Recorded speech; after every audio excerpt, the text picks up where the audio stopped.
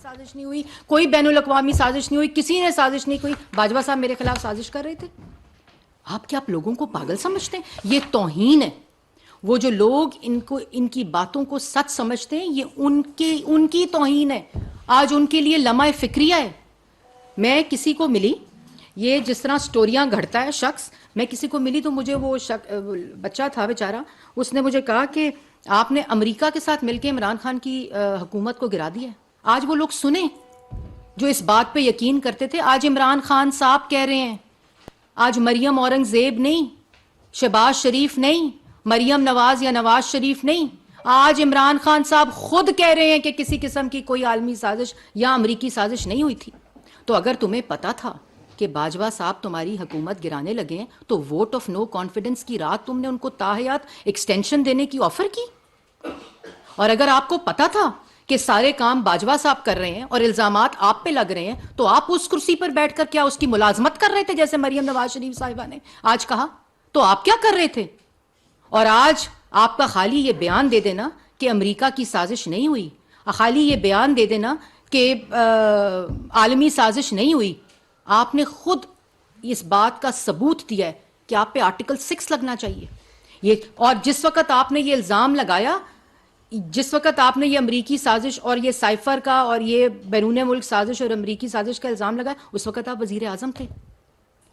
आपने अपने वुज़रा को पार्लियामेंट में खड़ा करके कहा कि वोट ऑफ नो कॉन्फिडेंस की जो रेजोल्यूशन है वो कैंसिल की जाती है, क्योंकि ये अमेरिकन साजिश है, क्योंकि ये मुल्क के खिलाफ आलमी साजिश हुई है। उसके बाद डिप्टी स्पीकर ने वो रेजोल्यूशन जब कैंसिल की, उस कुर्सी पे मनसब पर बैठे हुए आपने आइन शिकनी कराई और आज कहते हो आलमी साजिश नहीं हुई।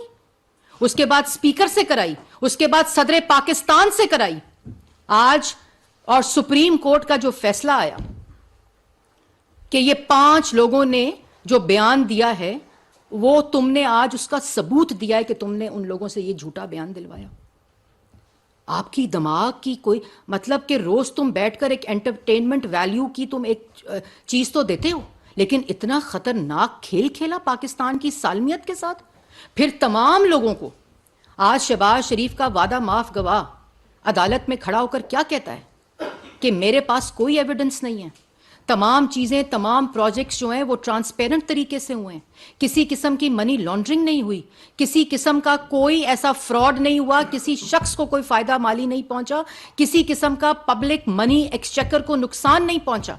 और उस वक्त शहबाज शरीफ ने आलमी कॉन्फ्रेंस बुलाई कि पब्लिक इंटरेस्ट को वॉच किया जाए, जिस वक्त ये प्रोजेक्ट दिया जा रहा था, और उस ट्रांसपेरेंट तरीके से पब्लिक प्राइवेट पार्टनरशिप की, ये आज वो गवाह अदालत में कह रहा है।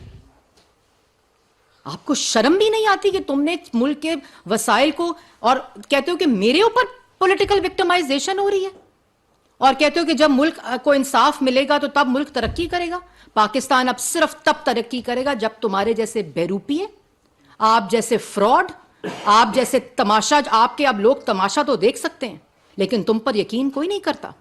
तुमने इतना झूठ बोला, पाकिस्तान की मईशत की बुनियादें हिला दी। वो मुल्क जो 6.1% पर तरक्की कर रहा था, वो मनफी 1% पर गया तुम्हारे दौर में। और आज पूछते हो दूसरों से, तुमने मईशत की बुनियादें हिलाई, तुमने अकाउंटेबिलिटी जो एहतसाब है उसको मजाक बनाया, उसको अपनी बदबूदार सियासत की नजर कर दिया। तुमने लोगों के हसद और बुग़ज़ में, ताकि ये लोग जेलों में रहें और तुम्हारे खिलाफ कोई आवाज ना आ सके, बयानिया बयानिया बयानिया झूठ बोलते हो। मुल्क के जो फॉरेन पॉलिसी से तुमने खेल खेला। और उसके बाद जो सबसे इंपॉर्टेंट बात है कि अपनी मर्जी से